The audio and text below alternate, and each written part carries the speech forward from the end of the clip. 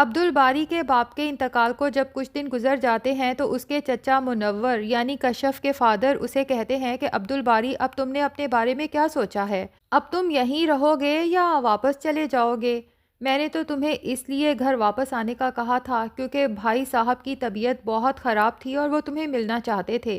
لیکن اب میری طرف سے تمہیں کوئی مجبوری نہیں ہے، تم اپنے فیصلے میں آزاد ہو، جو بھی فیصلہ لینا چاہو۔ تو عبد الباری کہتا ہے کہ چچا میں نے فیصلہ لے لیا ہے کہ اب میں یہیں رہوں گا، کیونکہ ابو کی بھی یہی خواہش اور وصیت تھی کہ ہم سب بہن بھائی آپس کے جھگڑے ختم کر کے مل جل کے رہیں، اس لیے میں نے آپا شمیم کی تمام باتوں کو بھلا دیا ہے۔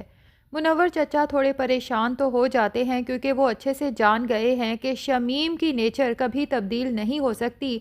اور اس کے ساتھ رہتے ہوئے کشف کی زندگی کبھی خوشحال نہیں ہو سکتی۔ بہرحال وہ عبد الباری کے فیصلے کا احترام کرتے ہیں کیونکہ اس کے مرحوم بھائی کی وصیت بھی یہی ہے، لیکن کشف اور اس کی ماں تو عبد الباری کے اس فیصلے پہ کافی پریشان ہو جاتے ہیں۔ کشف کی ماں عبد الباری سے کہتی ہے کہ میرا تو یہی خیال ہے کہ تمہیں اور کشف کو واپس چلے جانا چاہیے، کیونکہ بھائی صاحب کی زندگی میں اگر شمیم نے میری بیٹی کا جینا حرام کر رکھا تھا تو اب تو بھائی صاحب بھی نہیں ہیں، پتہ نہیں وہ میری بیٹی کے ساتھ کیا سلوک کرے گی۔ شمیم جو واقعی یہ تو سوچ چکی ہے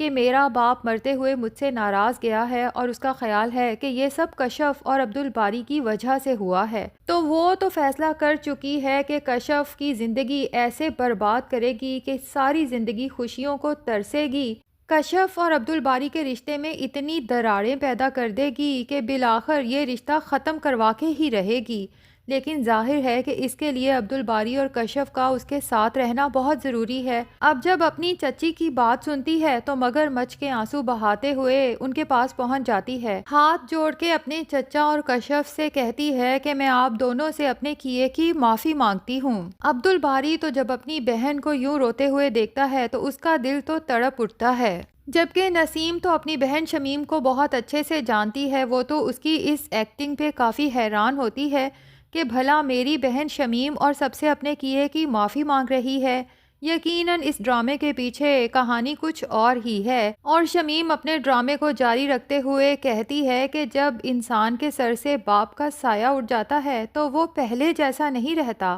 اور چاہتے ہوئے بھی پہلے جیسی زندگی واپس نہیں لا سکتا۔ منور چچا سے بھی شمیم کا یہ رونا برداشت نہیں ہوتا، اس کے سر پہ ہاتھ رکھتے ہوئے کہتے ہیں کہ بھائی صاحب اس دنیا سے چلے گئے تو کیا ہوا، میں تو ابھی زندہ ہوں، بے شک بھائی صاحب کی کمی تو پوری نہیں کر سکتا، لیکن تم لوگوں کا ایک باپ کی طرح خیال رکھنے کی پوری کوشش کروں گا، اور کشف یہاں سے کہیں نہیں جائے گی کیونکہ عبد الباری تو پہلے ہی فیصلہ کر چکا ہے کہ اب وہ یہیں رہے گا۔ زلیخا کو اپنے شوہر کی بات پسند نہیں آتی، وہ سوچتی ہے کہ کیا ابھی تک منور کو شمیم کا پتہ نہیں چلا کہ یہ دوسروں کو تکلیف اور اذیت دینے کے لیے کسی بھی حد تک جا سکتی ہے، کوئی بھی مکاری کر سکتی ہے۔ بہرحال یہ سب لوگ تو گھر واپس چلے جاتے ہیں، جبکہ نسیم رات کو شمیم کے پاس اکیلی ہوتی ہے تو پوچھ ہی لیتی ہے کہ باجی آج آپ کو ہاتھ جوڑ کے روتے ہوئے معافی مانگ کے دیکھ کے مجھے بڑی حیرت ہوئی، میں تو آپ کو سمجھنے کی کوشش کر رہی ہوں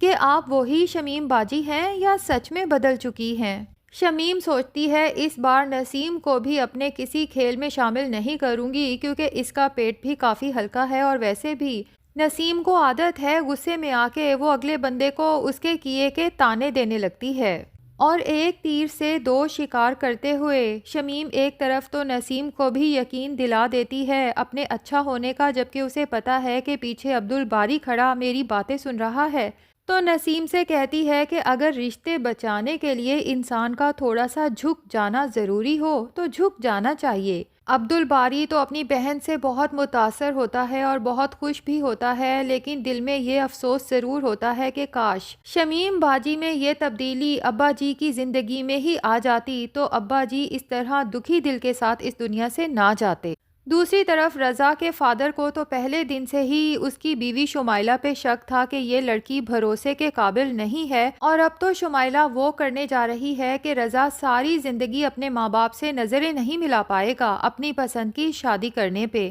رضا کی ماں جو شمائلہ کی حرکتوں سے کافی تنگ آ چکی ہے کہ وہ اس کے سامنے بہت زبان چلاتی ہے، رضا سے کہتی ہے کہ اپنی بیوی کو اپنے الفاظ میں سمجھا لو، ملازموں کے سامنے بھی میرے ساتھ بدتمیزی کرتی ہے۔ ابھی تک تو میں اسے اس لیے برداشت کر رہی تھی کہ وہ تمہارے ہونے والے بچے کی ماں بننے والی ہے، لیکن اب تمہارا وہ جھوٹ بھی سامنے آ چکا ہے۔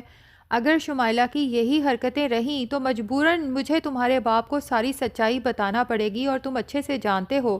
جس دن تمہارے باپ کو پتہ چلا کہ تم نے بچے کا جھوٹ بولا ہے، وہ 1 منٹ نہیں لگائیں گے اس لڑکی کو اور تمہیں اس گھر سے نکالنے پہ۔ اتفاق سے رضا کے فادر دروازے پہ کھڑے اپنی بیوی کی تمام باتیں سن لیتے ہیں اور شدید غصے میں آتے ہیں کہ میری بیوی بھی اپنے بیٹے کے اس جھوٹ میں برابر کی شریک ہے اور مجھے لا علم رکھا ہوا ہے۔ جب وہ سامنے آ کے کھڑے ہوتے ہیں تو رضا اپنے فادر کو دیکھتے ساتھ اپنی ماں کو چپ ہو جانے کا کہتا ہے، لیکن تب تک تیر کمان سے نکل چکا ہے اور اس کے باپ کو ساری حقیقت کا پتہ چل گیا ہے۔ اس لیے رضا سے کہتے ہیں کہ میں مزید اس لڑکی کو اس گھر میں برداشت نہیں کروں گا۔ اس سے پہلے کہ میرا صبر جواب دے جائے، یا تو اس لڑکی کو لے کے اس گھر سے نکل جاؤ یا پھر اسے طلاق دے کے یہاں سے چلتا کرو۔ رضا تو اپنا سارا غصہ شمائلہ پہ اتارتا ہے اور اسے چھوڑنے کا فیصلہ کر لیتا ہے۔ جب شمائلہ کو یہ سب پتہ چلتا ہے تو اسے یاد آتا ہے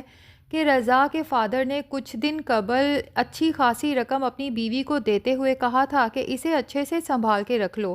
رضا کو بھی اس رقم کا پتہ نہیں چلنا چاہیے کیونکہ انہیں اپنے بیٹے پہ اعتبار نہیں ہے، وہ اٹھا کے خرچ کر سکتا ہے۔ شمائلہ سوچتی ہے کہ کیوں نہ میں ہی وہ رقم اٹھا کے گھر چھوڑ دوں، کیونکہ بالآخر ان لوگوں نے تو مجھے گھر سے نکالنا ہی ہے اور میں واپس اس ہاسٹل میں جانے کا تو سوچ بھی نہیں سکتی۔ اگر وہ رقم میرے ہاتھ آ جائے تو میں کسی بہتر جگہ پہ اپنے رہنے کا بندوبست کر سکتی ہوں۔ اسی لیے سب گھر والوں سے نظریں چرا کے بالآخر وہ رقم اٹھا لیتی ہے۔ اس کے بعد اب رضا شمائلہ کو گھر سے نکالتا ہے یا شاید وہ خود ہی گھر چھوڑ کے چلی جاتی ہے، لیکن جب رضا کے فادر اپنی بیگم سے رقم کا مطالبہ کرتے ہیں تو بیگم ساری الماری کھنگال مارتی ہیں۔ وہ رقم تو غائب ہوتی ہی ہے، ساتھ ہی ساتھ اس کے سونے کے زیورات بھی غائب ہوتے ہیں۔ رضا سے ہی پوچھ گچھ کی جاتی ہے تو رضا سوچتا ہے کہ میں نے تو یہ سب چیزیں نہیں اٹھائیں۔ پھر رضا کے ساتھ ساتھ اس کے ماں باپ کو بھی شمائلہ کا خیال آتا ہے کہ ہو نہ ہو یہ ہاتھ اسی نے مارا ہے، جس کے بعد وہ رضا کو لان تان کرتے ہیں کہ ہم نے تمہاری شادی کتنی اچھی خاندانی لڑکی کے ساتھ کی تھی، لیکن بجائے سائرہ کی قدر کرنے کے تم نے کفران نعمت کی اور دیکھ لو اس کا خمیازہ ہم سب کو بھگتنا پڑ رہا ہے۔ ادھر نسیم کو یاد آئے گا کہ سائرہ کی طبیعت کچھ خراب تھی، اسے وومٹ وغیرہ ہو رہا تھا، تو وہ شمیم سے کہے گی کہ مجھے تو کچھ اور ہی لگ رہا ہے، لیکن لگتا ہے کشف اور اس کے گھر والے ہم سے چھپا رہے ہیں۔ جبکہ شمیم پتہ لگوا ہی لے گی اور جب اسے پتہ چلے گا کہ سائرہ امید سے ہے تو فوراً رضا کی ماں کو کال کر کے بتائے گی کہ آپ سے اتنی بڑی بات سائرہ اور اس کے گھر والوں نے چھپائی، حالانکہ اس خوشی پہ جتنا سائرہ کا حق ہے اتنا ہی رضا کا بھی حق ہے۔ رضا کی ماں تو یہ سن کے خوشی سے دوہری ہو جائے گی، اپنے شوہر اور رضا سے کہے گی کہ میں آج ہی سائرہ کے پاس جا کے معافی مانگوں گی اور اسے گھر واپس لا کے ہی رہوں گی۔ تو ناظرین، اب یہ نہیں پتا کہ سائرہ اتنے آرام سے اپنی ساس اور اپنے شوہر کو معاف کر دے گی جبکہ اس کی زندگی ان دونوں نے اجیرن کر رکھی تھی۔ تو ناظرین، آپ کو آج کی ویڈیو کیسی لگی کمنٹ سیکشن میں ضرور بتائیں۔ پسند آئی ہے تو لائک کرنے کے ساتھ ساتھ ہمارے چینل کو بھی سبسکرائب کر لیں۔